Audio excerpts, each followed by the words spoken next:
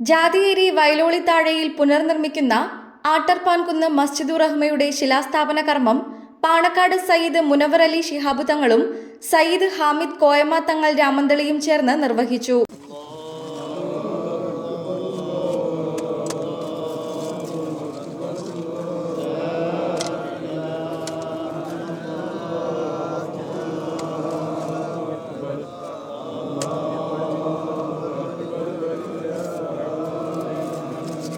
പള്ളികളുടെ പവിത്രത കാത്തുസൂക്ഷിക്കാനും ആരാധനാകർമ്മങ്ങളിൽ കൂടുതൽ സൂക്ഷ്മത പുലർത്താനും വിശ്വാസികൾക്ക് കഴിയണമെന്ന് മുനവർ അലി തങ്ങൾ പറഞ്ഞു.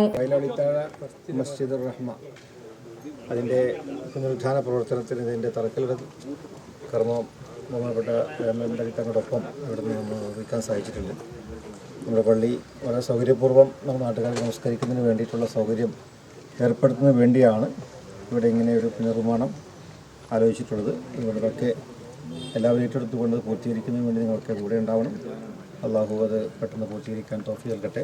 അതിനുവേണ്ടി സഹായിക്കുകയും ചെയ്യുന്നവർക്കൊക്കെ അള്ളാഹു അർഹമായ പ്രതിഫലം നൽകട്ടെ എന്ന് പ്രാർത്ഥിക്കുന്നു. അസ്സലാമു അലൈക്കും. ചടങ്ങിൽ കമ്മിറ്റി പ്രസിഡന്റ് വയലോളി അബ്ദുല്ല അധ്യക്ഷനായി. Sayyid Kodakkal Koya Kunhithangal, Sayyid Muhammad Koya Thangal Jathiyeri, Chekyad panchayat standing committee chairman Ahammed Kuruvayil, Zubair Parammal, Marunnoli Kunhabdulla master, Palora Ahammed, Kummali Ibrahim Saqafi തുടങ്ങിയവർ സംബന്ധിച്ചു.